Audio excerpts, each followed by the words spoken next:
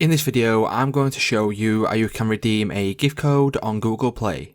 For more tutorials, make sure you subscribe, and let's get right into it. So if you have got a gift code and you are wanting to redeem it and you don't know how, I'm going to show you how you can do that in today's video.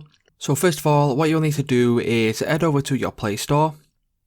Once you open up your Play Store, you will obviously be on this page here, and from here you'll need to click on your little avatar or your profile picture in the top right hand corner. Once you click on that, you will need to select payment and subscriptions. Once you click on payment and subscriptions, as you can see there at the bottom, there is an option for redeem gift code.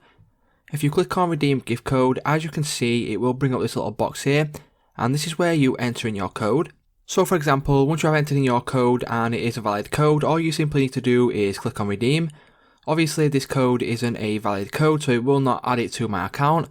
But if it's a valid code, what it will do is it will add the balance of that gift card onto your Google Play account. So that's how you can go ahead and redeem a gift code on Google Play.